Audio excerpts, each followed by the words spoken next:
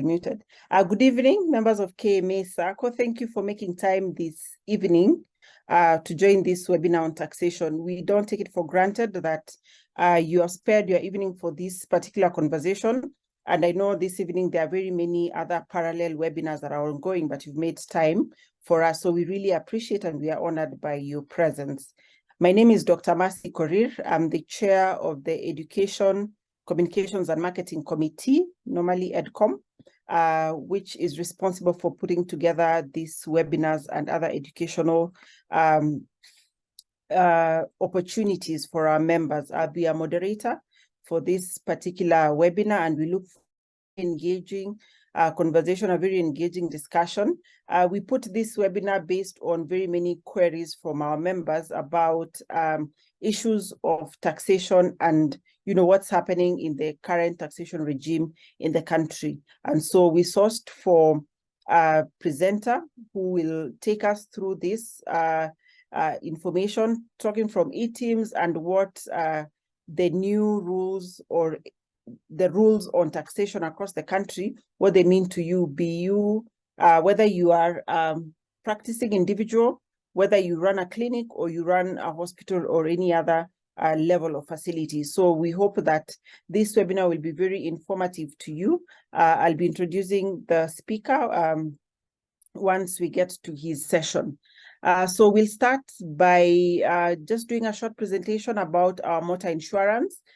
Many of you who are subscribing to motor insurance in the Sacco know that we have a scheme that is due for renewal this end of February, beginning of March for some people. So we just want to do a short reminder of that. That will be done by Caroline Chilo, who's our principal officer. After that, we'll go to the issues of taxation. Then we'll get to your Q&A.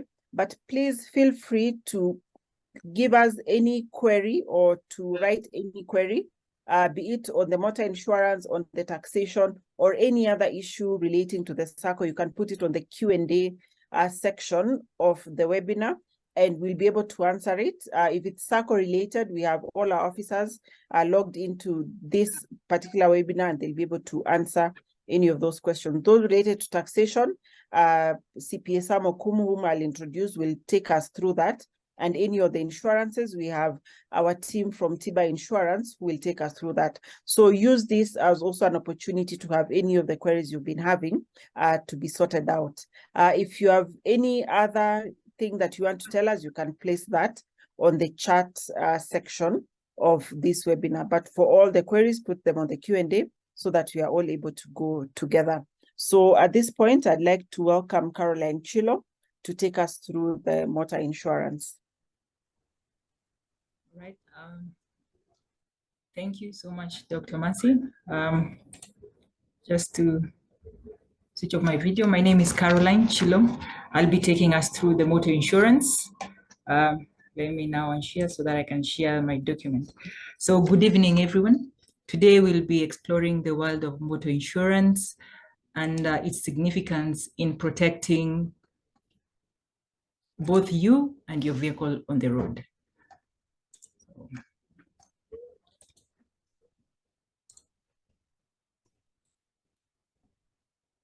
To start us off, we are Tiba Insurance Agency. Our corporate information, we operate under Medi Finance Limited, which is a division within the KMA Sacco, which is fully owned by the Sacco.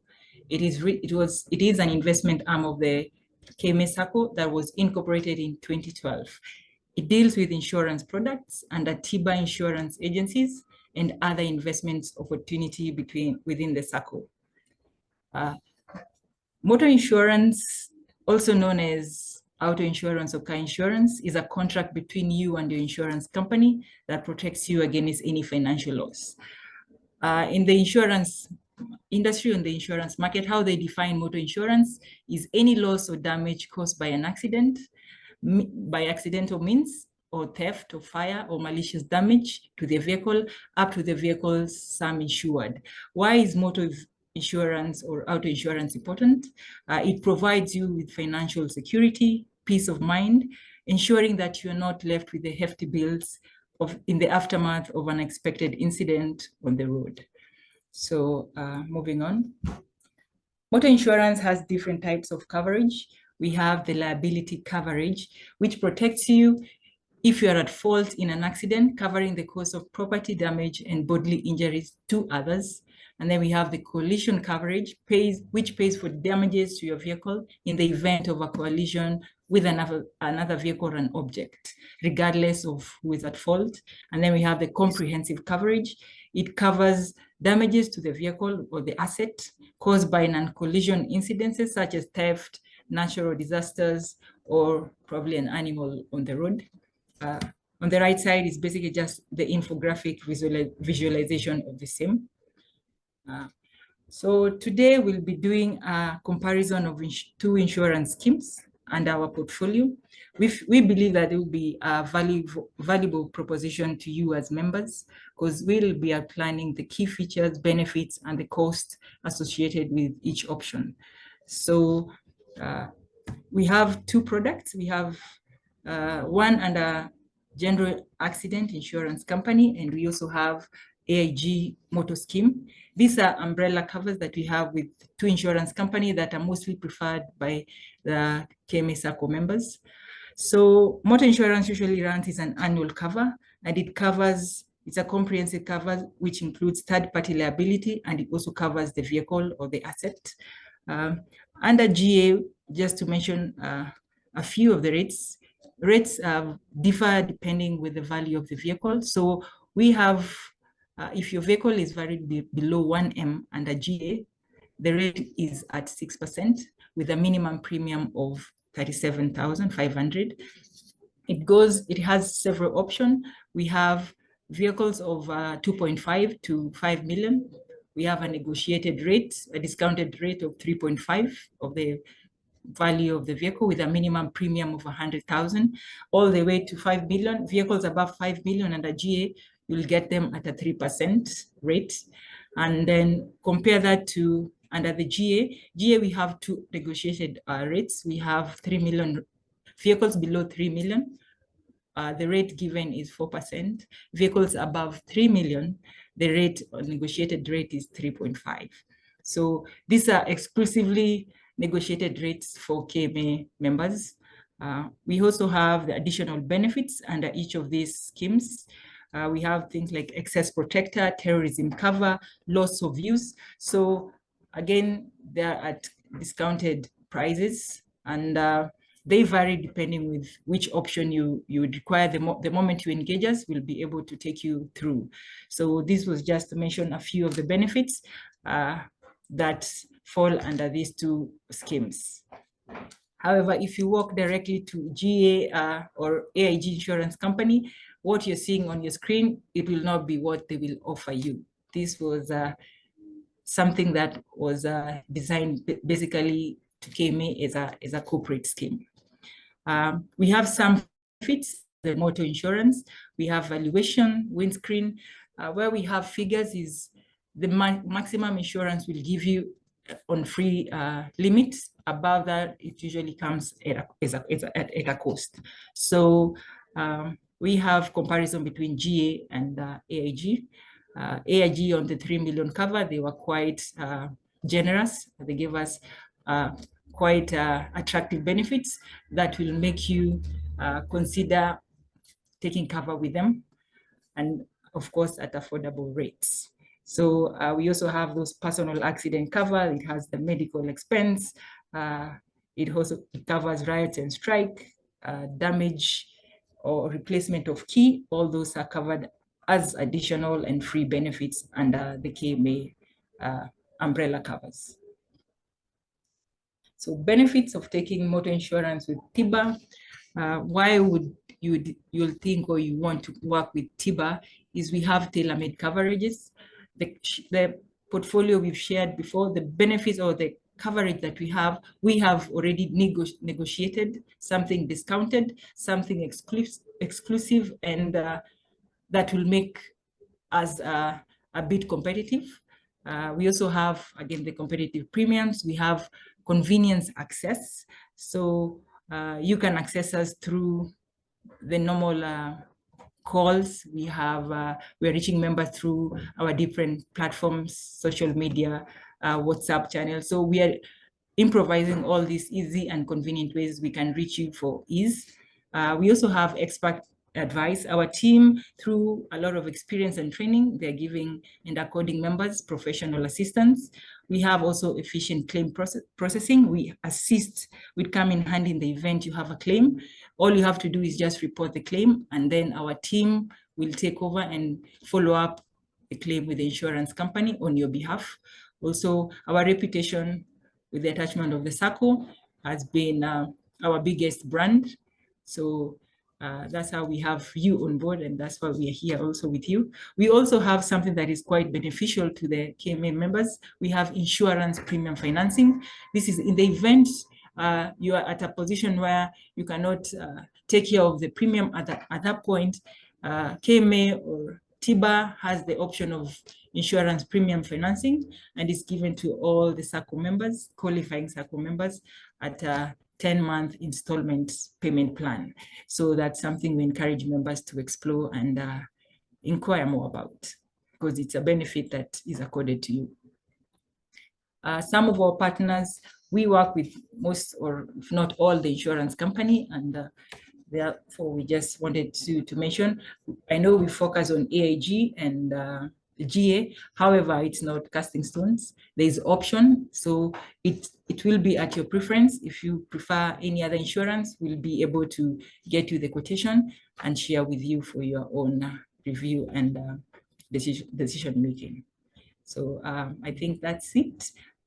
This is our contacts. We'll share at the chat. We'll share the numbers on the chat. So feel free to reach us. Any question that you may have arise, anyone who has had an experience at the end of the presentation or on the chat, you can write any questions and we'll continue answering them as we move along. And that's basically it that we wanted to share. We appreciate your time, and thank you very much. Thank you, Ms. Chilo, for the presentation. Members, that's just a highlight of our motor insurance. For those who would be interested, please reach out to us, and the TIBA agents will be able to get you any of your preferred partners or any of the schemes that you're already running at KMA Sacco. Thank you very much, Ms. Chilo, for that. Allow me to acknowledge the presence of our board members, the chairman, Dr. Kennedy Koech, Dr. Rnwdt, I'm seeing him on the call, Dr. George Gott, Dr. Evelyn Mulwa, also Dr. Kiplangat Sige, who's a supervisory committee chair, and our CEO, CPA Andrew Mutua. Thank you for making it for the call also. Members, if you have any questions, as you can see, we are well covered from the staff to the board members who you can task with any of your questions. So now moving to the webinar itself, this is on taxation. We have the pleasure of having CPA Samuel Okumu. He's a registered tax agent with a finance major. He's a certified public accountant and a member of ISPAC. He's a tax manager at Rodley and Partner Kenya. He has over 15 years of experience in tax practice. And then he's been a consultant with senior tax consultant with Rodley and Partner since 2015 and became manager in 2023. So he has a vast experience of tax knowledge across the industry. His experience also spans to business restructuring, tax planning, project advisories, international tax planning, and tax policy development. And he's had key projects that he's also developed and also contributes to the public discourse on tax issues or on some of our major mainstream media. So we are really happy, CPO Okumu, that you could make time this evening to take our members through the issue of taxation. Again, members, as I said, please feel free to put in your questions on the Q&A segment of the webinar. We'll be answering them as we go along. And the questions don't necessarily have to be on tax, could be on any issues on KMA Sacco or on the insurance, could be the insurance you've just presented, so that we use this as an opportunity to also answer your questions when you have time to interact in an educational meeting like this. But for now, CPO Kumo, the floor is yours. Please let us know about taxation. Okay, thank you for the introduction, the legendary Dr. Mercy Korir, and indeed all esteemed members of the Sacco. I'm glad you are able to set time to at least give me this audience today. I conducted a similar session 2 years ago, June 2022, and indeed it was I really appreciated, especially those members who were able to, make follow-ups later on, and I was able to assist them. So I'll quickly go ahead and share my screen to just explain what I've prepared for you today.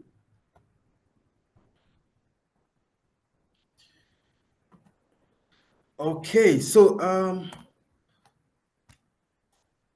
now on today's menu, it's quite packed, but due to the time constraint, I'll really try, at least to cover as much as possible. But definitely, the slides will be shared with you, and there'll always be ample time in case any of the members would really want to, get more content on each of the items. So I'll start off by just presenting to you some updates that came in from a tax side of things as a result of last year's Finance Act.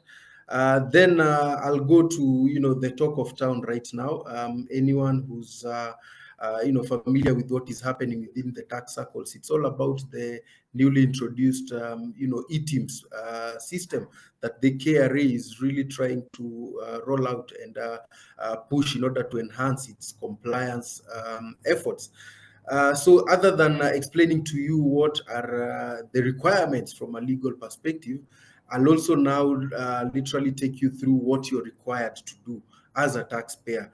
So it has to do with the process of signing up on the online portal, the eTips portal.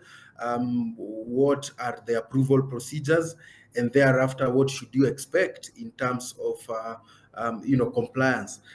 Thereafter, I'll finish off with just taking you through some basics in terms of what you need to know when it comes to compliance with income taxes. So this is where I'll be able to cover what you need to do if you are, let's say a doctor who is on locum, which basically we always interpret to be, to some extent, a form of employment. To some extent, it's also a form of consultancy.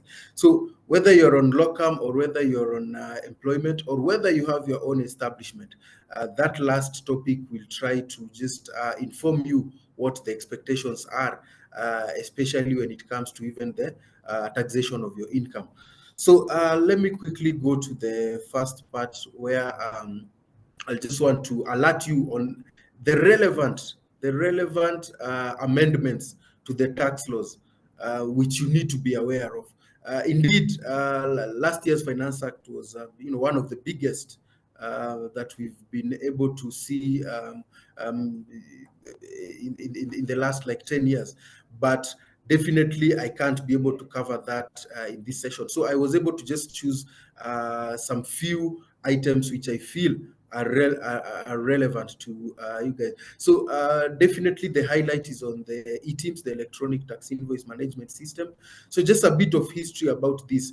The KRA, in the last 10 years, they have been introducing a number of efforts of automating their systems in terms of enhancing the compliance, the tax compliance by the taxpayers that they've been able to bring on board.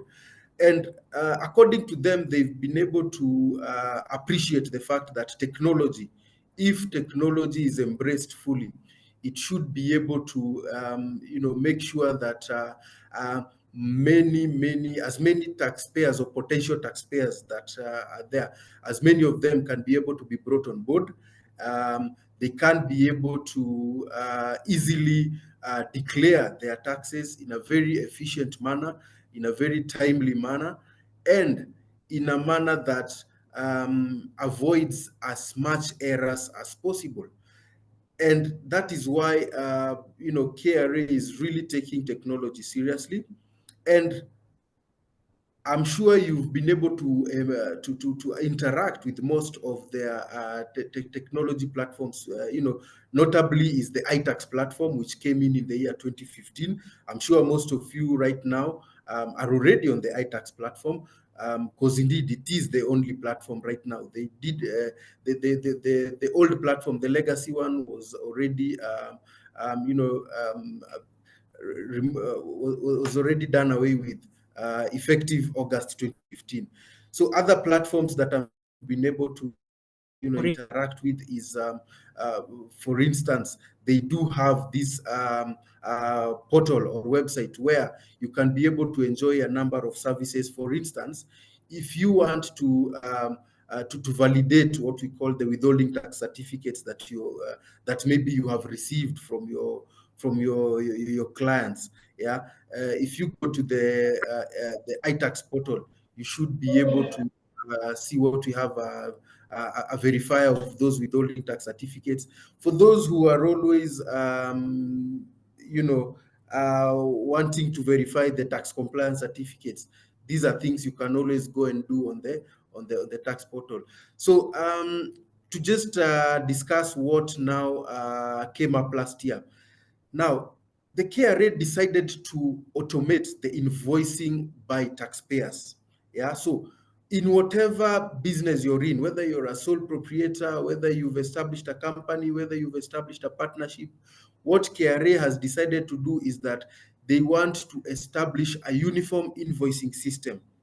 So regardless of whether you have your own internal system as a hospital, the KRA is now insisting that you must also ensure that your invoices are passed through this uniform system that they have introduced. Now, the electronic tax invoice management system was already rolled out for VAT registered taxpayers. I'm sure in your industry, probably, unless there are those pharmacists who are also selling vatable products, for most of you, I'm sure VAT was not a concern. But for those who are within VAT, there was a deadline in the year 2022. By November 2022, they ought to have complied with this unified invoicing system. It used to be called the TIMS, the Tax Invoice Management System. And how it used to work is that the VAT registered taxpayers were supposed to purchase some gadgets, devices. They were classified into three. There was type A, type B, type C. Now, last year under Finance Act 2023, the KRA now decided to roll out this platform, the invoicing management platform, not only to VAT registered taxpayers, but to all taxpayers. So as long as you have a PIN and you are in a business where you always raise invoices, it is now compulsory for you to embrace this eTIMS platform. Now, the deadline for embracing it is what has been, shifted over time. Initially, there was the requirement that by January 2024, everyone was supposed to have been on board the eTIM system. But the latest notice that is there is at least by March, at least by March 2024, all taxpayers are supposed to be on board on eTIMS.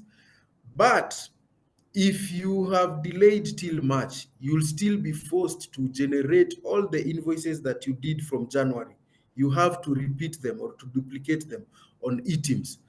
Now, what is the unique thing about eTIMS? The unique thing about eTIMS is that it is a platform which is connected to the KRA servers on a real-time basis.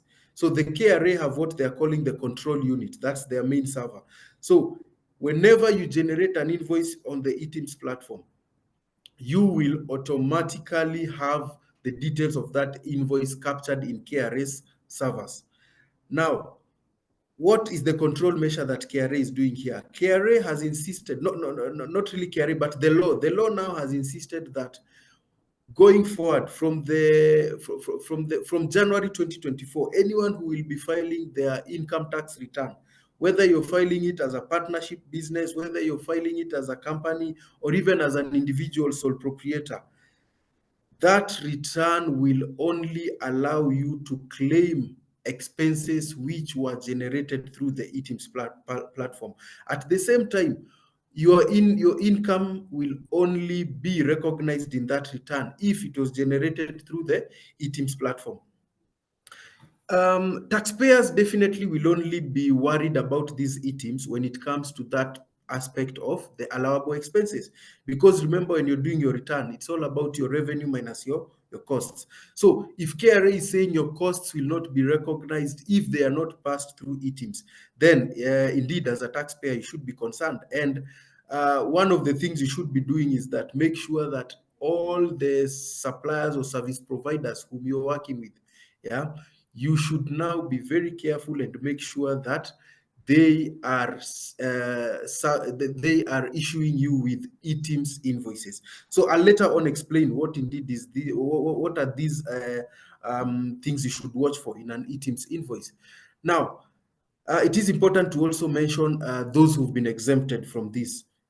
So if you are if you are earning your income and your income is being classified as employment income, then definitely don't be worried about compliance with eTIMS.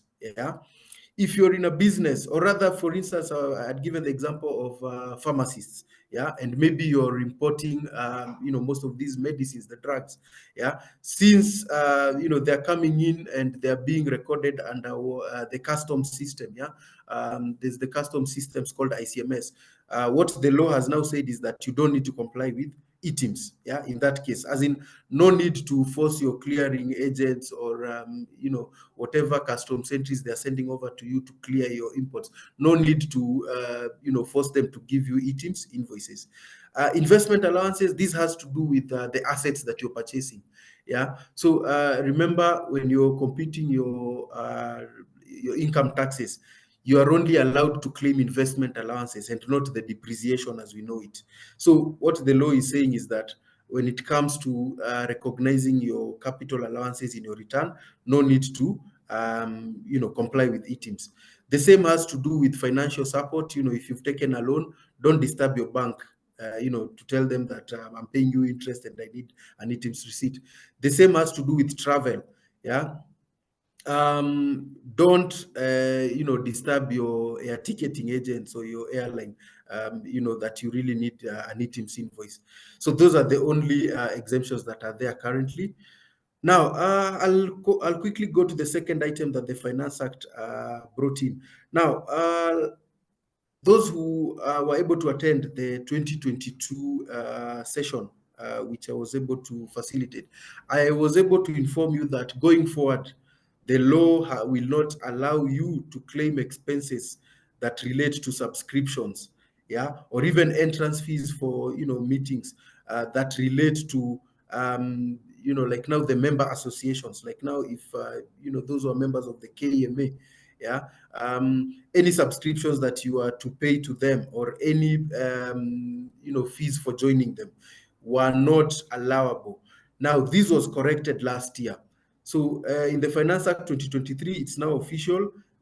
You can be able to claim these expenses.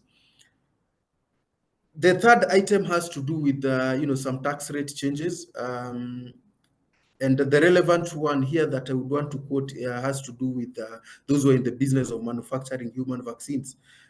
So if you put up a factory that is targeting that business, the corporate tax rate going forward will be 10%.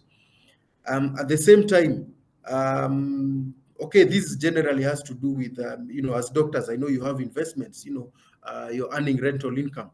Rest assured that the tax rate, those who used to comply with the so-called monthly rental income tax, it has now gone down from 10% to 7.5%, effective 1st January 2024. At the same time, for those who are tenants, if you're tenants and you've been appointed as withholding tax agents, what happens is KRA actually notifies those whom it wants to act as agents.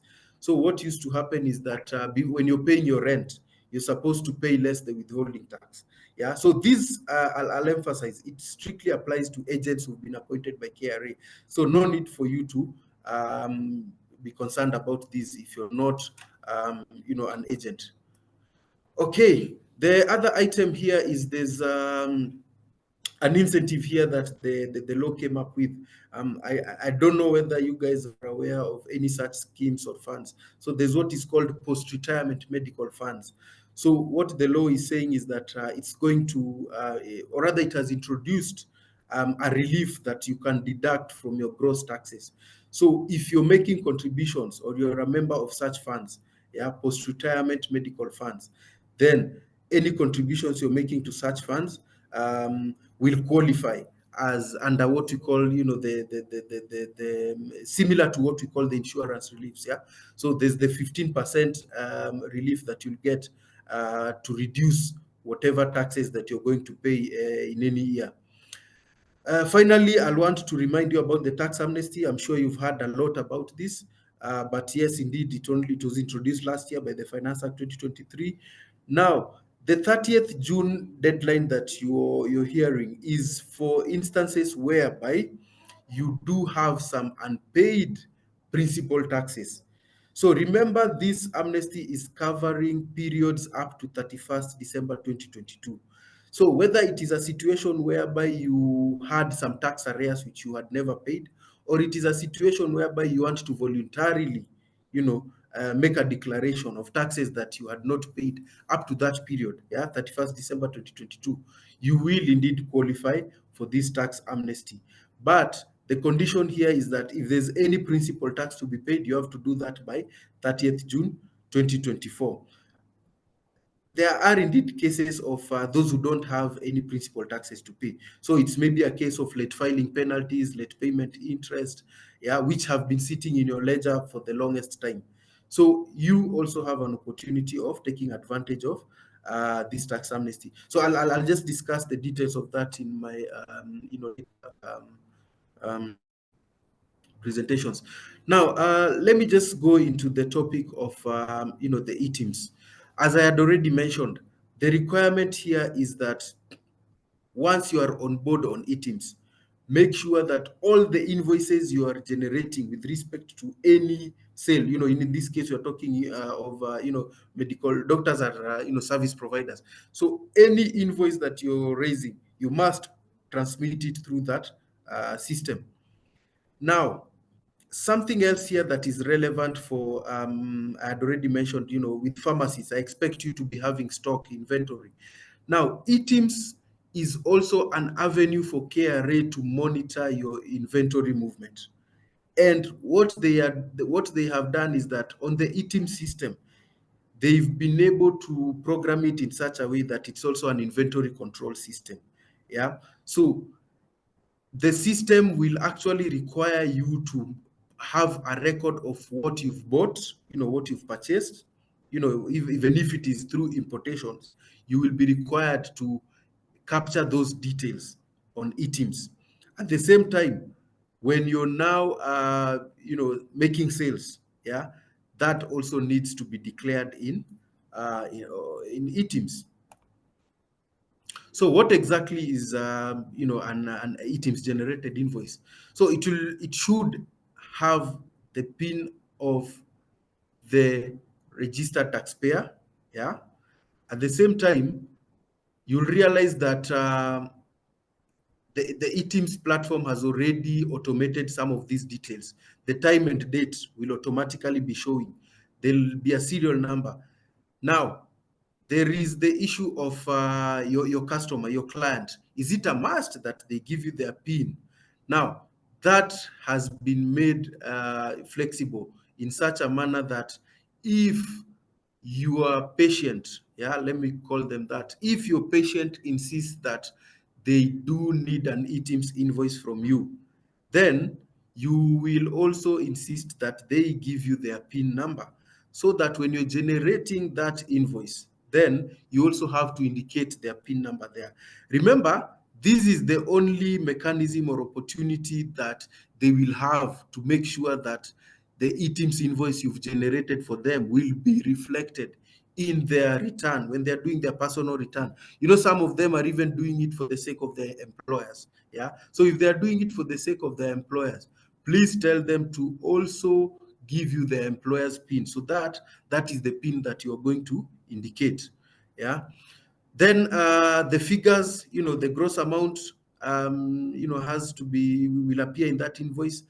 Now, when it comes to the narration of your services, KRA has decided to adopt what we call the, you know, standard, let me call them tariff descriptions that are being applied universally. Yeah. So how this is done is that every service that you can imagine of and every good that you can imagine of that is being sold in this world, it has a special code. Now, that special code is what you will always be forced to, you know, identify on day one when you're registering. So later on, I'll show you the process of registering on eTIMS. But that code is the what you will always be using when you're generating your invoices, so that it goes ahead and gives the description. But again, eTIMS still has that additional column where you can still, you know, give a more clearer description of, you know, the service that you're offering. Again, when it comes to, you know, those who are in pharmaceutical business, issues of stock, you know, you have to indicate the quantities, the unit of measures. But most importantly now is what we are calling the QR code. Now, this is the easiest way of identifying an eTIMS invoice. It will always have a QR code, you know, at the bottom. You know, if it is those you know, receipts that we always expect maybe from a supermarket, you'll always see at the bottom a QR code. Again, there are businesses who have decided to, you know, embrace other options. Remember, eTIMS is coming through many options. There's the option which is called the online option, which is what I'll be recommending to, you know, most of you when I take you through the registration process. Then there's another option called the client option. Client option is an is actually a software that is being installed in your machine. Yeah. That is actually the recommended option if you are having stock items. Yeah, if you're selling goods. So like now the pharmacist, you will only have the option of going for, you know, that client option. But then there are those who are already well established. So if you're already a well established, you know, enterprise, a hospital, yeah, and you already have your own softwares, you know, in-house softwares, the KRA is giving you an opportunity to opt for an integration of your system with the KRA eTIMS system. So I'll also be able to mention that a bit when I go to the demo on the registration bit. Now, another unique aspect I want to explain when it comes to eTIMS. If you end up in a scenario where you have to generate a credit note, indeed, the credit note also must be passed through the eTIMS system. So that is also very important to note. Now, I had already mentioned the exempted the exempted entities. Now, there was a recent, you know, there are some regulations which were gazetted last month on 20th January. Yeah? And those regulations have also extended the list of exemptions. So other than the ones I mentioned to you, which were in the Finance Act last year, you'll realize that there's this addition where they are talking of if you're a non-resident person without a permanent establishment here in Kenya. So just to bring this closer home, we are now trying to look at scenarios whereby talk of a hospital that is you know, globally known. Yeah. You know, maybe you guys will give me examples. So if you're a globally acknowledged or known hospital, and maybe you're set up in, let's say, a country like UK, and here in Kenya, you've set up and registered yourself as a foreign branch. So you've not registered yourself as a company, but as a foreign branch. Then you qualify to be called a non-resident. Yeah. So these are just some of those instances where you might be exempted. But remember, there's that right that they're calling a permanent establishment. I would not want to go deeper into this And I think anyone who feels they might be affected by this, I would want you to maybe take time so that we have a clearer discussion on what that means. But then there's this last option where the commissioner has been given the powers to exempt any other person. Yeah, so this is a very good opportunity, because if you feel that for whatever reason you are not able to comply with this ETIMS arrangement, then you can always make an application to the commissioner, and you have to give reasons why you feel you cannot comply with ETIMS. Okay, so allow me to now quickly change over to what I've prepared in terms of the signing up. Now, the signing up process starts with an application form. So there's this application form which you can always download from the KRA website. But I've also shared it with the Sacco. They can always forward it to the members. Now, this form is very important because you have to fill it in, and thereafter, I'll take you through the process of uploading it in an online platform. Now, what this form requires is, just your basic details. Whether if you're a company, definitely you have to indicate your company name. But if you're operating as a sole proprietor, yeah, so you've not opted for a partnership business, you've not opted for a company, you're just trading in your own name, then you have the flexibility of indicating the business name under number 1. But under number 2, you'll now have to put your individual names as a person. Now, Sorry for interrupting. Are you supposed to have a different window showing for the demo? oh, okay. Now, Yeah, I was you assuming it's need to showing. share. Okay, let me stop sharing. Okay, yeah, let me, sorry Yeah. about just a second.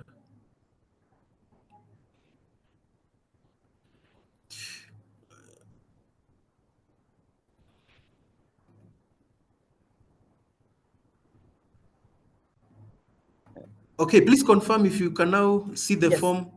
Yeah. Okay, thank you. Sorry about that. Thank you. So Okay. yeah, you can see there's the section 1 and the section 2, which I was just describing. It has to do with your details as a business. So I was just giving the distinction between the difference between the name that they want you to put under number 2 and the name that you're supposed to put under number 1. So number 1 is where you can put in the business name, but number 2 is where if you're operating as a sole proprietor, then you need to indicate your personal name there. Now, let me emphasize on the mobile number and the email. The mobile number that you indicate here is very important, because when you're going to now register on the online platform, there is a OTP password that will be shared, and it's usually shared to that mobile number. So it is important that you be careful on the mobile number that you're going to indicate there. Now, something else that I also have to inform those businesses who are, for instance, operating as a partnership, a registered partnership business or a company.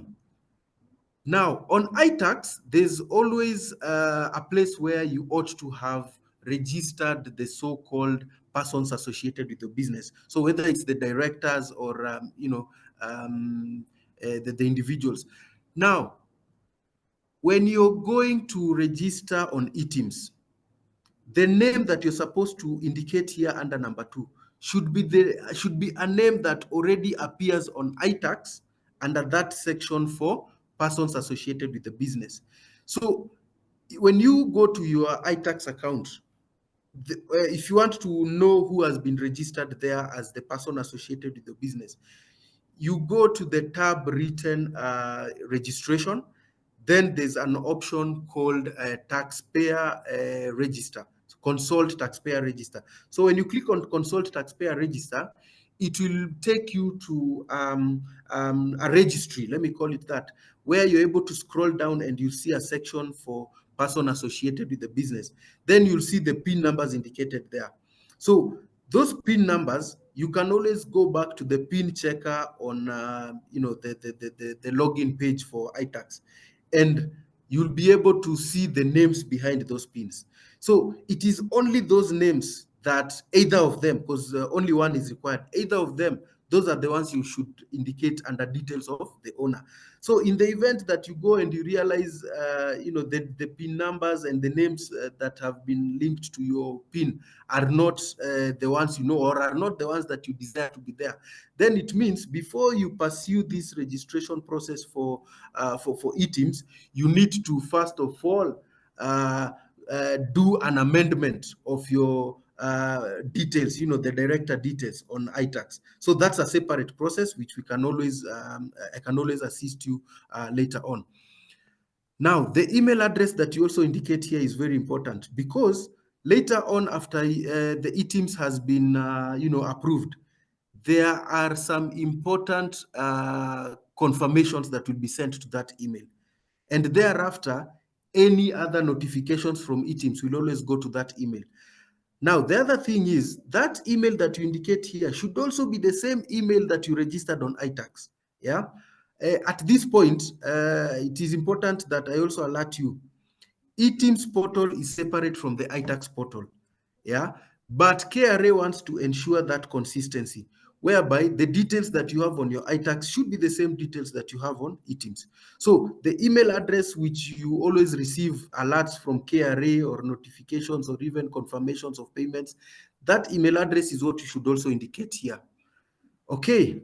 Now on section 3, this is where now the options that I had given you in terms of registration. Now, for service providers, KRA has said that all of you will go for what we call the online option. So when it comes to this number 3, please don't click on any of those boxes. What you do is you just type in online option, yeah, or you just write there manually that you're going for the online option. Now, if you're a pharmacy, it means you're dealing in goods. So anyone who's dealing with goods, KRA has said that the online option is not an option for you. You have to go for what they call the client option, which is a software that will be installed in your devices. So this is where you're required to tick there, which device is this that you will be using. So KRA is only allowing you to use one device. So whether it is a laptop or a desktop or a tablet, KRA is only allowing you to use one device. Now you'll have to indicate the details of that device there. And what happens is that the minute you go ahead and lodge the application for eTIMS setup, you'll be required to go with that device. Yeah, whether it's a laptop, whether it's a tablet, whether it's a smartphone, you'll be required to go with that device to the KRA offices so that they now go ahead and install the software for you in that device. So that's the importance of number 3. Now, number 4 is relevant for the big establishments. If you're a big hospital and you already have, these softwares or systems which are already working well for you, the KRA is giving you an opportunity for integration. So this is where number 4 comes in. Number 4, what I recommend is that in your case, you are first of all supposed to go to the KRA website. You'll see they have posted a list of the so-called vendors who are allowed to perform the integration on behalf of KRA. So you first of all have to identify a vendor and you have to approach them. And they're the ones who will actually pursue this registration for you. So if you're going for integration, no need for you to fill this form on your own. Go and identify a third-party vendor, and they'll be able to do this process on your behalf. So the rest of, number 5, it's all about, ticking the boxes. Make sure you put in your name, signature, and stamp of your enterprise. Now, let me quickly go to the process of the registration on online. So that's the domain where you're going to register, eTIMS, at KRA. Oh, sorry. Please confirm if you're able to see the user guide that I have on my screen. Yes, it's visible. Okay, thank you. Once you go to the portal, the first thing that it will ask you to do is to register an account, yeah, to sign up, yeah.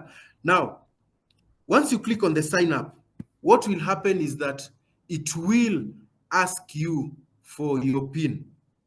So when you click on that tab for the PIN, yeah, the next thing it will take you is, once you indicate your PIN and click on the verify box, the system will automatically indicate your name there, because the assumption here is that as long as you have a PIN and it's on iTax, then KRA has your details. So it will automatically fill the rest of the boxes. Yeah. Now, the next step will be the password bit. Now, on this password bit, this is where the OTP password comes in. Now, the OTP password will come in. It's going to request you to click on the verifier. Yeah. So when you click on the verifier and then you click on the send, the code will be sent to your phone. Now that code that you receive on your phone is what you will come and indicate here. And once it accepts, you can be able to go ahead and click on the sign up. So now, once you have your password and you now officially have an account, you will now go ahead to you'll now go back to the sign-in page. Yeah, remember the eTeams domain that is on the slide 1. You'll go and now you will do a login. Now, when you log in, it will take you to okay, now this is the login page. Then it will take you to this home page. Now, the home page for a user who has not been approved will only have this one tab written eTeams menu. But if your user account has been approved, you'll realize that you'll now have a raft of other tabs that are relevant to you. Now, the first time users who will only have one tab for eTeams menu, you're supposed to now go to the tab on the top right, written service request. Once you click on service request, it will now take you to this page where you will now have the opportunity to now specify the type of registration you're pursuing. Remember, I said if you're purely a doctor, it means you're purely offering services. And what KRA has said is that your option is the one specified there as online. You must choose the option written online. But if you're a pharmacist and you have stock items, then you go for the option written eTeams client. Yeah, this is the option which the software will be installed either on your laptop or your gadget. If you're going for integration, remember I told you you don't need to do this on your own. For integration, you'll have to go to your vendor. Now that's where these other options you're seeing will apply, the VSCU and OSCAU. So I'll not go into that. Now the most important parts are now where you now upload. Remember down here, they'll require you to upload what they're calling the signed commitment letter is the form that I just took you through. You need to present that. Now, these other parts are only relevant. The signed application letter is relevant in a situation whereby, remember, KRA will only serve the person whose names are indicated in the application form. Now, if that person cannot present himself to KRA, now here I'm only referring to maybe the so-called, for instance, the pharmacists who have stock and they need a software installed. Those people, if they decide to send, let's say, their accountant, KRA requires you as a person, or the company should put in a letterhead an introduction letter of that person whom you're sending to go and represent you during this stage. So that letter is the one that they upload here and assigned application letter.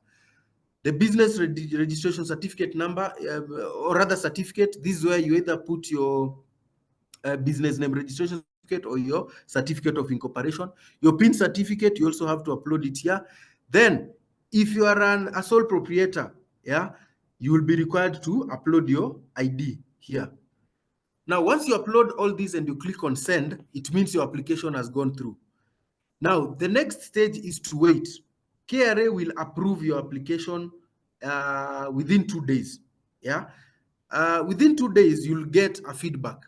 The feedback will either be maybe they're not comfortable with some of the documents you've uploaded, or they've seen some inconsistencies. You see, like now when I was telling you that if you have signed that form and the person you've indicated is not the same person who is on iTax, KRA will respond and tell you that please go and update your iTax account to reflect the same person whom you've indicated here on the eTIMS commitment form.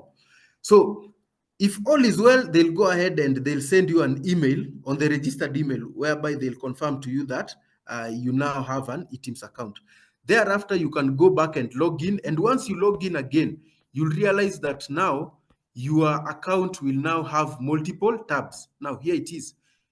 Remember, initially, we only had the eTIMS menu, but now you'll be able to see all these other tabs. Yeah. Now, in the interest of time, I can see we're already at 8. Definitely, I cannot cover the process of how you guys should be able to now register the invoices. But I've already shared with your management this guide.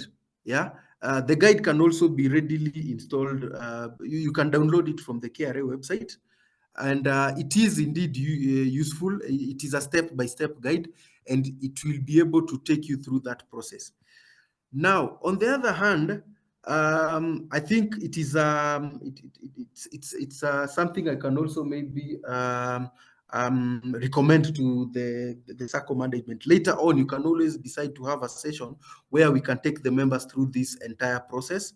So that they understand, because it is indeed a long process. First of all, you need to do the setup of coding of your services.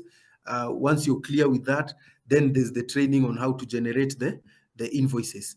So in the interest of time, I'll want to stop at this when it comes to the discussion on eTIMS, and allow me to just quickly take some few minutes on the rest of my presentation, which has to do with the income tax computation.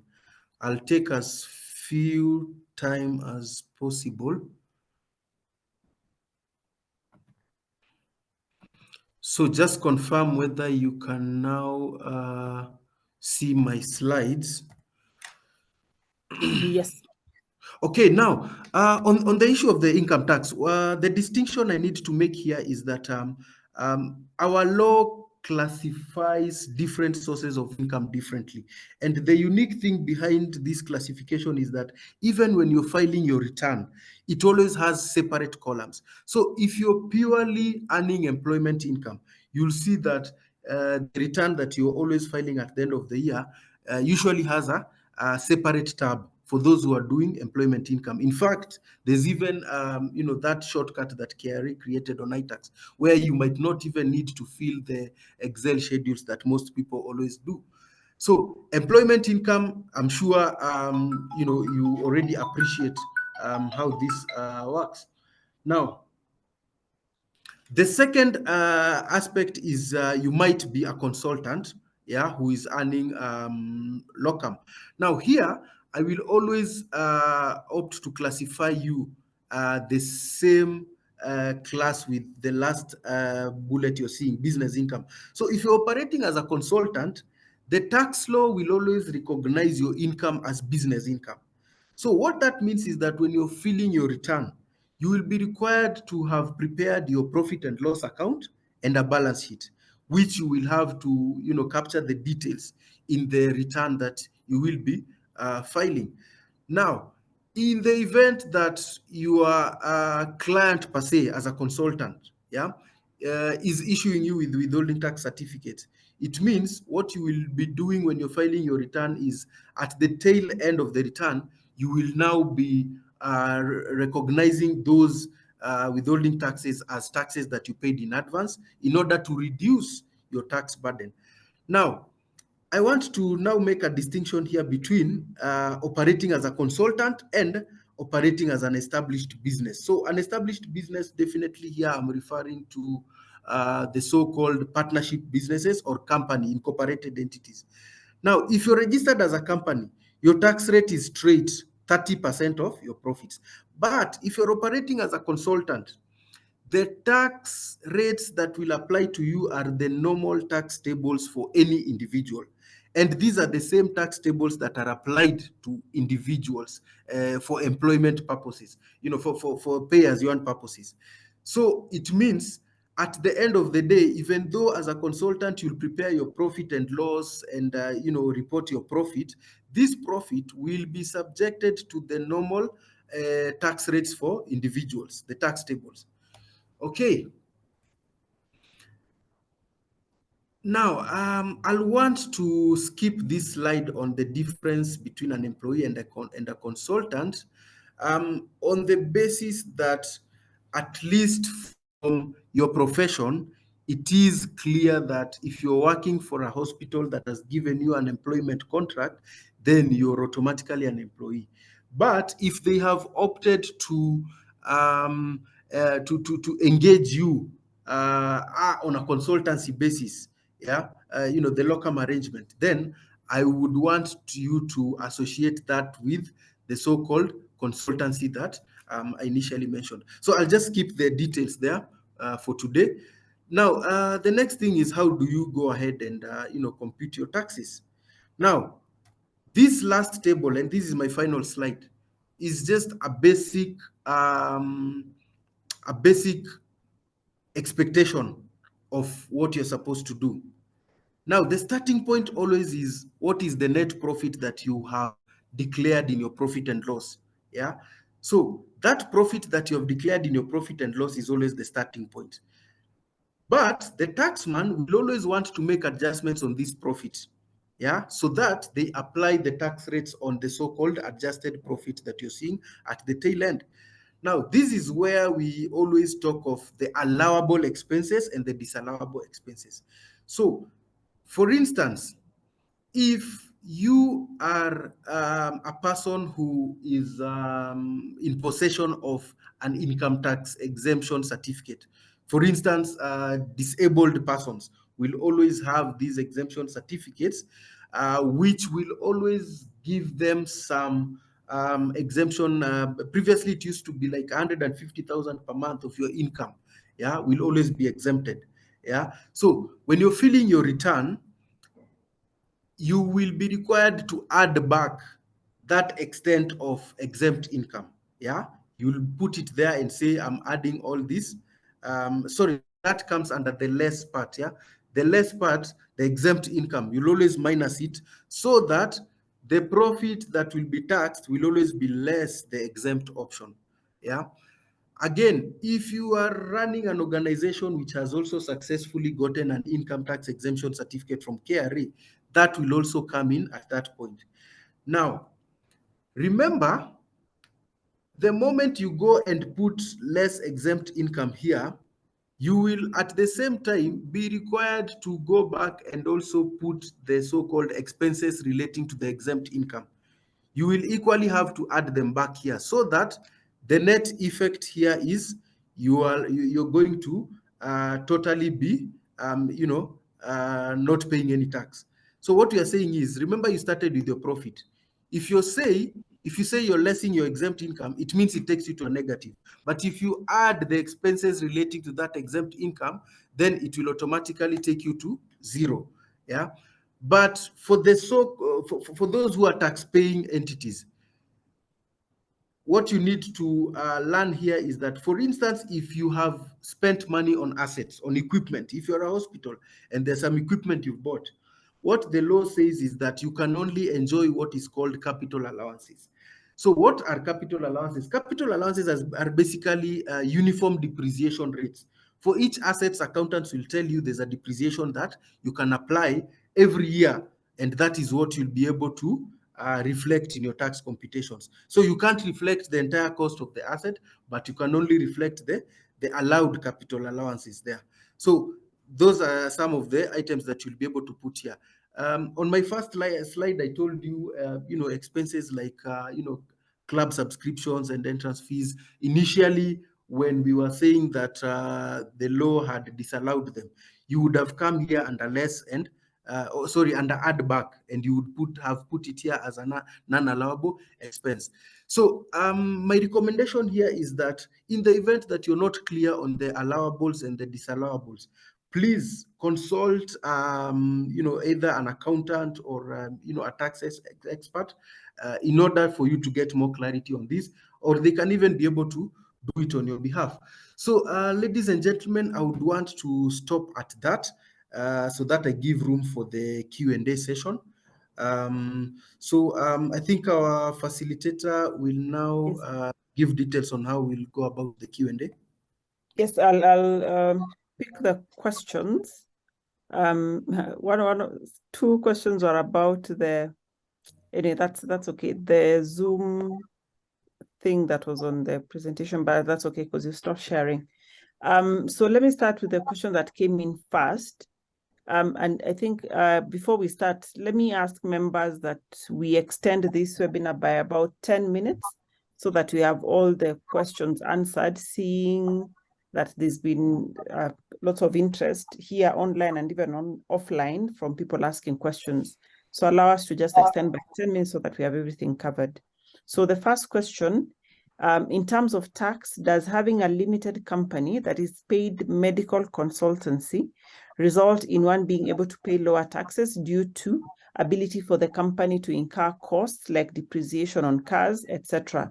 Or is it double taxation of the company and the individual directors, quote, who in this case are the medical specialists doing consultancy? Okay, yeah, sorry. Should we just answer them one by one, yeah? Yeah, one by one. Okay. Yeah, now, this is a good question. In terms of if you've decided to incorporate your practice, yeah? If you have decided to incorporate your practice, remember, the tax rate is a standard 30%. So in terms of whether you're saving tax or not, I do believe that individuals pay lower taxes compared to companies. Reason being, if you look at the graduated tax rates for individuals, it has a scale for 10%, then it has another scale for 25%, and if you're earning more than I think right now the upper rate is starting from around should be around 40,000, 50,000, yeah, the upper scale. So that's per month. That is when you will now be able to be taxed at the 30% rate. For companies, it's 30% straight on your profits. Now, in terms of recognition of costs, whether you are operating as an individual consultant or as a company, you are still entitled to claim your costs. That is standard, that is a given. Remember, I told you whether you're a consultant or a company, you're supposed to fill in your profit and loss in the tax return, and thereafter in the tax computation, there's the portion for the adjustments. So there's really no tax saving when it comes to computing your income from the consultancy business, or whether you're a company or an individual. At the end of the day, a profit and loss will have to apply. So I hope that answers the question. Yeah, I think it does. Then this other one, I think this is simpler. What happens when the device is lost? You remember you said you need to take your device physically to carry. What happens when that device is lost?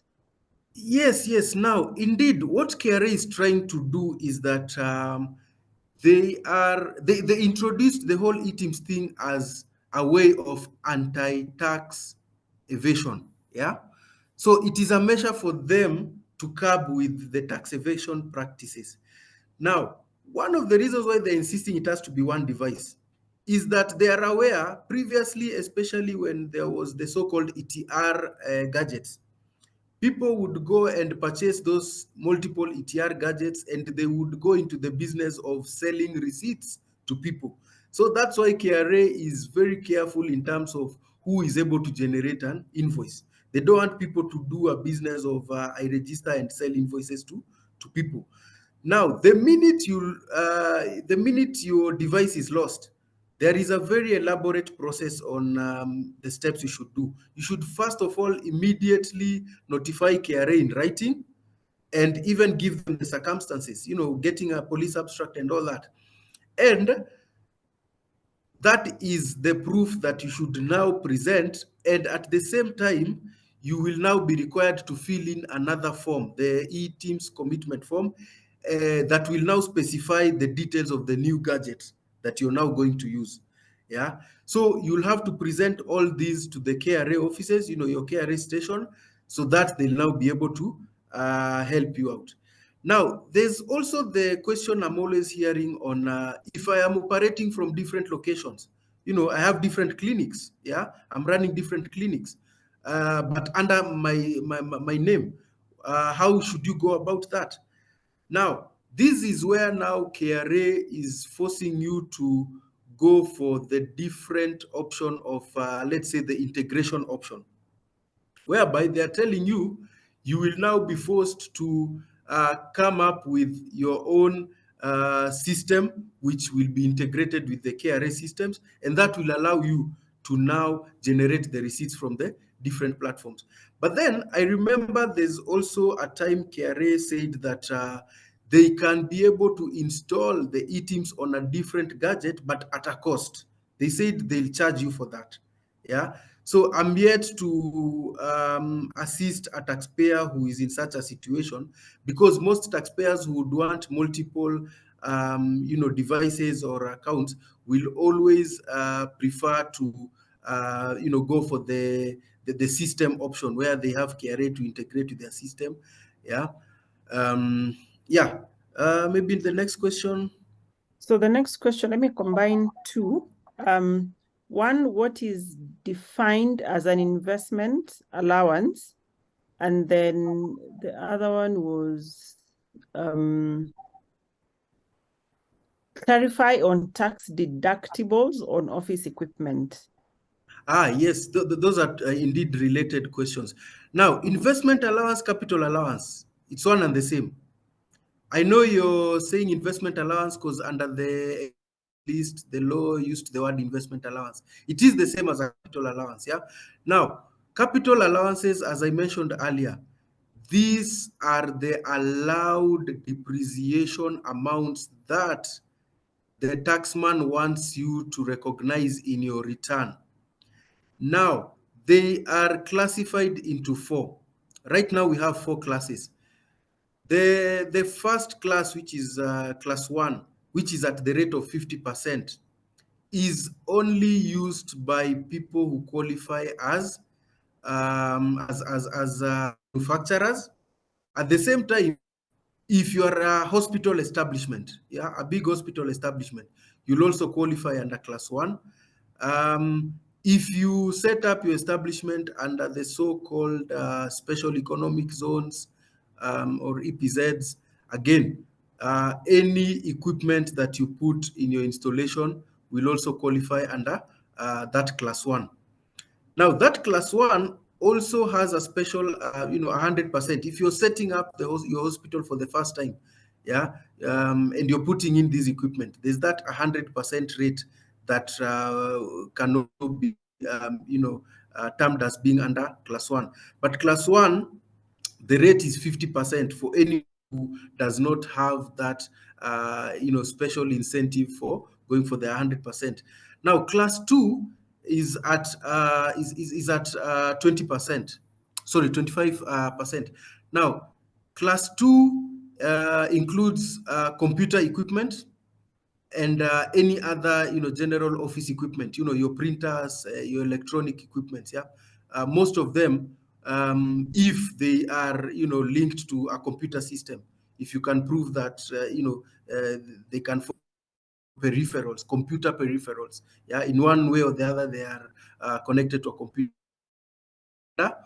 Class 2. Motor vehicles will also fall under class 2. Now, class 3, which is at 10%, is what we can call others. So any equipment or asset which is not under class 1 or class 2 will always fall under class 3 at 10%. Now, Last year, the KRA came out and simplified the computation of investment allowances and said it will be at a straight line method. Compare that to reducing balance method. Okay, I think that will be going deep into accounting language. I'll want to avoid that. But yes, straight line basically means the cost of your item, if it falls under 10%, it means within 10 years, you're supposed to exhaust your allowances. So you divide your cost by 10. If it is under 25% class, it means within 4 years, you're supposed to recognize the entire asset. If it is 50%, it means within 2 years. Yeah. So year one, you do 50%, year two, 50%, and you're done. Okay. So Maybe the next question, yes. yes, the next question, I'll combine some on registration. Does the online registration cater for company PIN as filled in the form? So if it's a company PIN, does it cater for that? Can I register eTIMS both as a company and as an individual? To register as an individual on eTIMS, so to register as an individual on eTIMS, one has to register a business, like a sole proprietor. I think if you're an individual, do you register as a sole proprietor, as a business, or do you register as an individual? Yes. I think those three. Yeah, good question. You see, what is happening is that of late, KRA is also trying to make sure that whatever records that taxpayers are giving them, they are verifiable against other government platforms. Yeah. Now, if you're operating as an individual, as a consultant, yes, indeed, it is now a must for you to go and register a business name. Yeah. Remember, in the online platform, I told you that one of the documents you need to upload is your business registration certificate. So if you're a sole proprietor, or rather if you're an individual consultant, that's where you must upload your business name registration certificate. Now, there's the question of whether I'm supposed to register for eTIMS, or rather whether I'm allowed to register for eTIMS both as an individual and using my company. Now, that question is well answered if you can be able to say that you're earning income on both sides. You can earn income both as an individual person and you can earn income as a company. Okay, it all has to do with when your patients approach you. I'm always the options. Are you approaching me through my clinic, my hospital, which I've registered it as a company, or are you calling me in as an individual consultant? So it's your preference, but definitely eTIMS will allow you to register on both sides. Remember, the tax law looks at taxpayers. A taxpayer is a person who has a PIN number. So if you have a PIN number as an individual, you're a separate taxpayer. Your company also is also treated as an artificial person, and it has its own PIN number, which is separate from yours. So yes, indeed, eTIMS will comply with that. It allows you to register both separately, and you can run your businesses as flexibly as you want. So in the same line, can you be a consultant or employee in your own clinic registered as a limited company? I guess the clinic is registered as a limited company. So can you be an employee or a consultant in that company? Now, that is prohibited. You cannot be a consultant in your own company. Now, this is prohibited by the employment tax law. We have what you call the pay as you earn guide, PAYE guide. So what PAYE guide says is a director will always be treated as an employee. If you look at the definition of an employee in the PAYE guide, a director is included, and there's no way any emoluments from your company will qualify as consultancy fees. Any emoluments from your company, if you're a director, will always be counted as employment income, and you will have to declare them for PAYE purposes. So this is something that KRA is also, always looking at when they come for audits. And any instances where they see that you're earning, income as a consultant and subjecting it to withholding tax at 5%, they will force you to account for PAYE on that entire amount. They'll not care whether you already accounted for the withholding tax. Okay. I don't think I quite got it. The one about online registration, if it caters for company PIN as filled in the form. Did you answer that? No, I'm just trying to understand that question. Okay, because I think the it's online option, the automatic filling in. yes, the form, the commitment form that you have to sign in. Now, the PIN that you're going to indicate there will be dictated by, are you applying for e-teams as an individual, or are you applying for e-teams as through your company? Yeah. So if you're applying for e-teams through your company, it means you put the company details. The PIN details for the company are the ones that you're supposed to indicate there. Yeah. But on the number 2 part, where it talks of owner details, owner/director details, that is where you put your details. But remember, I said the only person whose details should appear there. Now I'm talking of an e-teams application for a company. The person whose details should appear there, the person who is already registered on the company's iTax as a director. So if your director details or your PIN details are not appearing in the company details as a director, when you're filling that e-commitment form, rest assured your application will be rejected. Okay. Let me combine these 2 questions about withheld funds. How do you sort out a situation where the national government did not remit your taxes to KRA? Then this other one is a long one about insurance. Most invoices generated by hospitals are insurance claims, and they are sent to insurance for claiming, and most of these claims take long, and even a portion of them is never paid. And on one end, these invoices have been captured by KRA for clearance. How do we factor in this? Okay, on the first question of if you're working for government and they're always slow in paying the taxes. Yes, indeed, this is something that is affecting most people in your sector. Yeah, and I've been able to literally see the problem that most of you guys end up in. Now, what happens is that there was an integration of the government system. I'm trying to remember the name.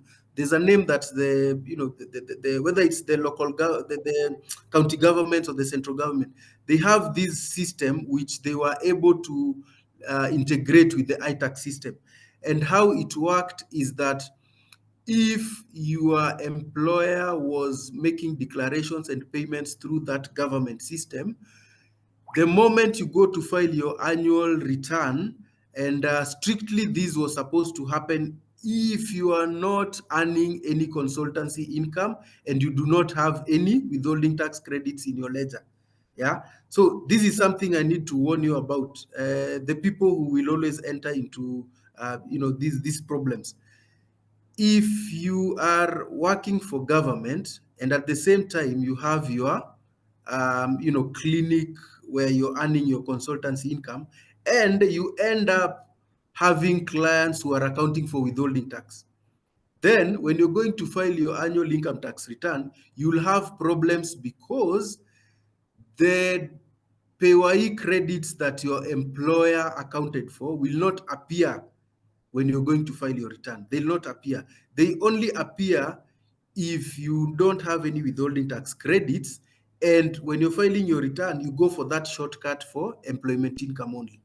When you're filing your return, there's a shortcut for people who are purely earning employment income. And that is the one that works if you're working for government. You'll use that option and you'll be able to see that whatever your employer recognizes, the credits are all there. Now, going to the second question. Where insurances concern, yes, or the the hospitals concern haven't on payment. paid and yet they've Now, reported carry. Now, remember, one of the reasons why KRA implemented these e-teams is in order to enforce what the law has always clearly said. The law clearly says that you should pay taxes on incomes earned. Now, the question of at what point do you earn your income is answered into 3 steps. Now, you will earn your income at the earlier of raising your invoice, delivery of the service, or receipt of payment. The earlier of those 3 stages. Now, KRA was aware of the fact that people would always raise invoices, but when they are making their tax declarations, they will avoid to declare those invoices on the basis that have not been paid. Now, e-teams is what will now catch up with this situation.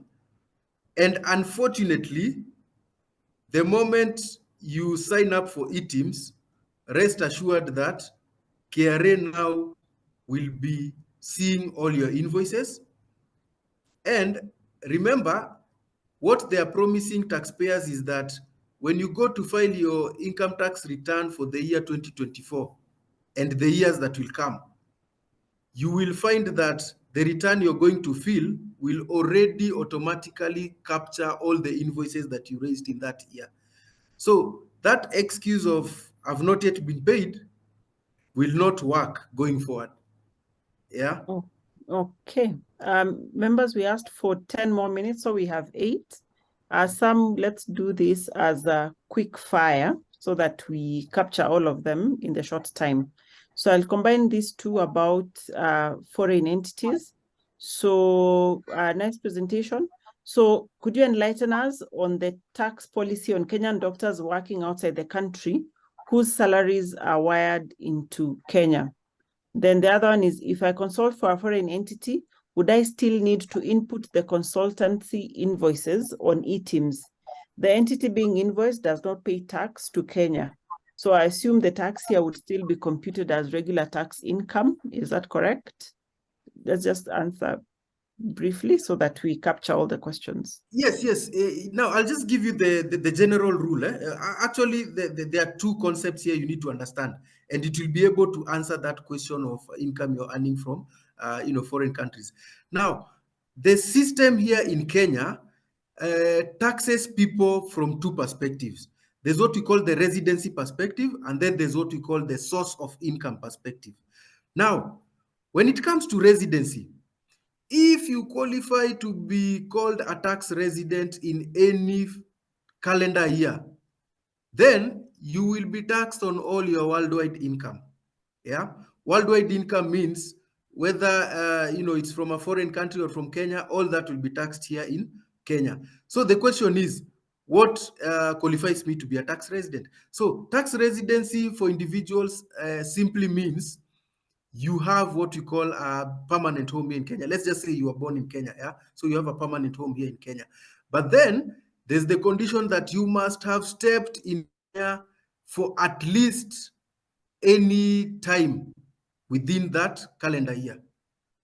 So if you are employed abroad, but you never stepped in Kenya in a financial year, then rest assured, you will be classified as a non-resident.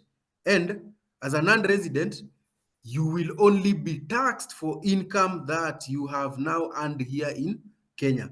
Obviously, if your income was earned from abroad, that will be exempted from taxes here in Kenya. That is if you don't qualify to be a resident. Now, it takes me to the second concept of source of income.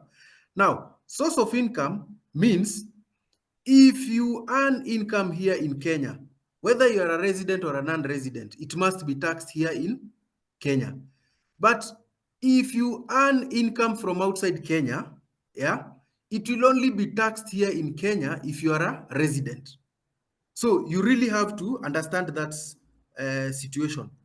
First of all, get it right. Do you qualify as a resident? Secondly, where is the source of income? Now, the next question you will always ask me is, If I'm already being taxed in the other country, yes, I do qualify as a resident because maybe I was employed in July in the UK, but I had worked in Kenya from Jan to June. So it means in the year 2024, I qualify as a resident. So what do? The law says recognize all the income here. But then this is where what we call the double tax treaties come in. For instance, Kenya has a double tax treaty with the UK. That double tax treaty says the country which has the right to collect taxes on employment income is the country where you're working. So we will automatically invoke that double tax agreement. And when you're filling your return, there is usually a worksheet where you're supposed to put in those details. Yeah, where it will tell you to, for instance, say, which country is this. Again, if it is a country whose double tax treaty says that you will only be allowed tax credits. Tax credits means declare all your income here in Kenya, find out what your tax liability is, then minus what you already paid in the other country. Yeah, so all this has to do with the double tax treaty that is there between Kenya and that other country.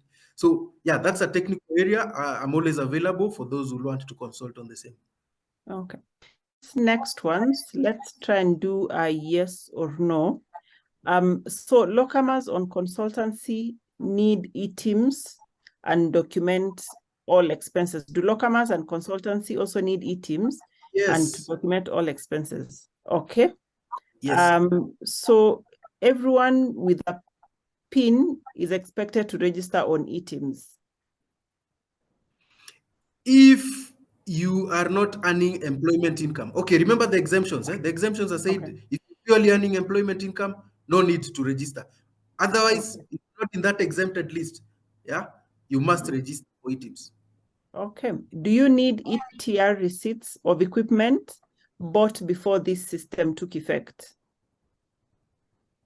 Now, that question is being asked by someone who has registered for VAT. So if you had registered for VAT and you have the old equipment, no need to register for e-teams because those gadgets were already part of that entire technology of e-teams.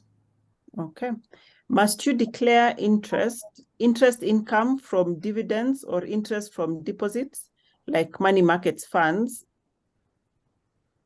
or are these subject to withholding tax and thus a final tax? No, you're not. You're not supposed to declare them in your return at the end of the year. But I know why this question is being asked. Now, if in your iTax ledger you realize that your financial service provider accounted for withholding tax wrongly, and I have to emphasize that, if you see the withholding tax credit in your ledger, it means they declared it wrongly. There's a way they're supposed to do it, and in that case, if you don't want to go into problems with KRA, please pursue that matter with your financial service provider. Alert them that they did a wrong declaration and they need to do it correctly in order for that withholding tax credit to disappear from your ledger. Okay. If someone has consultancy only as a source of income, is the tax rate still 30%? If you're running it as an individual, I'll still insist. There's the tax tables that you are applied even for pay as you earn. Those are the tables that you should use as an individual, even at the end of the year. I'll share that with your management, the tax tables, because yeah, I've realized that indeed it is something you guys need to be aware of. But remember, when you're filing your annual income tax return, it already does that for you. It calculates all this for you. No need to be even aware of what the tax tables are and all that. Okay. Do you need to file the turnover tax and still file the annual income tax? Okay, good question. Now, turnover tax is a final tax. Okay. Turnover tax is a final. It is a final tax, and it means you will be exempted from income tax. Okay. Now, if a doctor, e-teams, you still have to comply with the e-teams. Yeah, remember, e-teams is a control measure for KRA, so you'll still be required to comply with e-teams. Okay. If a doctor stocks and administers vaccines at their clinic, do they register using the online option or the client option for eTIMS? Yeah, that's purely as okay. No, that's an interesting question. Okay, I think I need to ask them. Is it like they maintain stock of the vaccines? You know, are they? Because from where I see it, So we have it's not like some. I'm selling a vaccine. Okay, yes, please continue. We, Please we have clarify. some consultants, say pediatricians, who are seeing children and they need part of the service, say, to vaccinate the children or have some medicines. So they have some bit of stock. Now, the moment you appreciate that you have stock, definitely the online option is not for you. You have to go for the client option, which is the software that will be installed in your gadget. Okay. So remember you talked about the invoices and when the three options of when you consider to have earned. When you say question of money has Earlier will not arise, do you mean that the doctors will have to pay for what they have not yet received? Yeah, actually, that is something that is applying to all industries, all sectors, all businesses, even as accountants. Yeah, we always declare our income regardless of whether we've been paid or not. Now, maybe what I need to advise you is you also need to be aware of what the law says about bad debts. Yeah. Now, unfortunately, the law gives a timeline of okay, so, because you guys are not VAT registered people. What happens is, if you are able to prove that I will never ever collect this debt, then you should go and write off the debt and recognize it in your profit and loss as a cost. Yeah. So bad debts written off are allowed. So yes, you go ahead and say, I raised an invoice. This is my income or revenue, but you are allowed down there to also recognize bad debts written off. What I'll share with your management is what we call the guidelines on bad debts. Because there are some documents you're supposed to maintain to support that your debts are uncollectible. So that's the condition. For you to write off a bad debt and recognize it in your return, you have to prove that it is uncollectible. Yeah. So there are different criteria which I'll share with your management. You'll be able to appreciate that. We'll share that. Then the other, eTIMS does not allow for procedures. How do we charge this? Carrie doesn't know how. I don't know if you have a short answer for that, or is it part of what you can share with us later? No, definitely the solution is there, but this now comes in at the point of setup stage. Like I said, eTeams works using codes. The codes are universal and they cover all manner of services and goods that exist in this world. So whatever procedures you're doing, okay, they could be generalized like medical services. You might find there's a code for surgical services. Maybe there's a separate one for physiotherapy and all that. Yeah. So I'll not want to go into detail, but during the setup stage, that will always be clarified. Okay. To go around the issue of delayed payments, can one officially raise an eTIMS invoice when the client is ready to pay to avoid double jeopardy on the taxpayer? Yeah, so you're saying you go ahead, treat the patient, but when they're ready to pay is when you raise your invoice. Of course, I'll honestly call it a tax evasion thing, but yeah, okay, fine. Definitely, I will always advise you to also measure the risks behind that. Yeah, measuring the risks here means, what if that taxpayer on the other end goes and maybe accrues that expense in their books and says that there's a medical cost I've accrued here because I underwent this procedure. Yeah. And if KRA goes to audit them and asks them about where's the proof for this, yeah, and then they come back and they realize maybe you declared the income in maybe a separate period compared to the one that your patient recognized. So I'm just trying to allude to the fact that you need to be careful on how you go about it, and you need to understand the risks. Yeah. Okay. When accounting for the 25%, since 5% is directly deducted by the employer, I guess this is the withholding, Yes. the receipts used while filing the returns, must they have been registered on e-Teams? Yes. I believe what the Daktari meant here is, remember, the starting point is you've done your profit and loss. You've said this is all I got, and when you're now talking of your expenses, yeah, that is where now e-Teams comes in. Yeah, even as a consultant, you're expected to have expenses, and that's where the e-Teams comes in. No expenses will be allowable if no e-Teams is there. Yeah, I know the next question people will be asking, Uber guys, yeah, are you trying to say that I have to insist that Uber guys give me an e-Teams receipt? Maybe I'm taking a matatu. Yeah, should they do that? So these are some of the challenges that KRA is trying to address. I know earlier this month they were talking of they're going to roll out some devices which are equivalent of like a smartphone, whereby they're saying even the matatus, they'll now be forced to use these gadgets, and through those gadgets they'll be able to issue you with that e-Teams receipt. Yeah, so it's like a mobile telephone which you can be working with. Yeah, so yes, indeed, it is a requirement, and let's see how KRA will go about it. Okay. Relief on post-retirement medical insurance.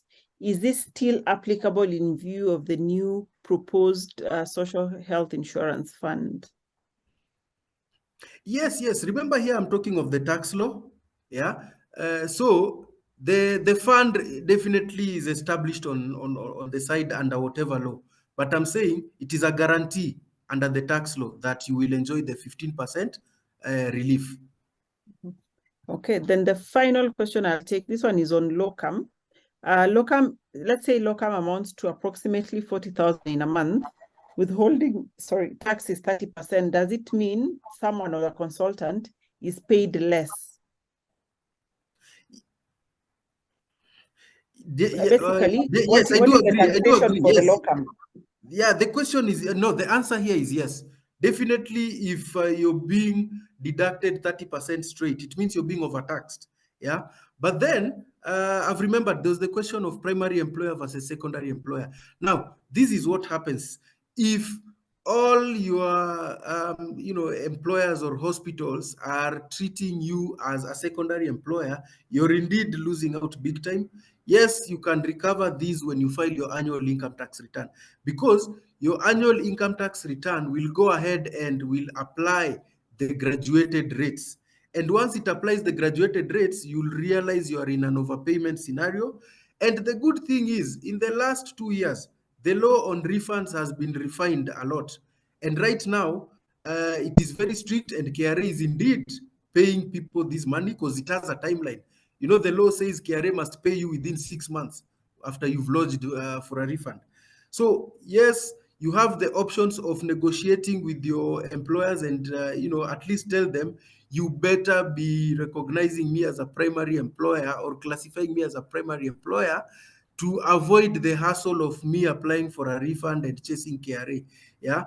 Now remember, if all your employers classify you as a primary employer, it means you will have some tax balance to pay at the end of the year.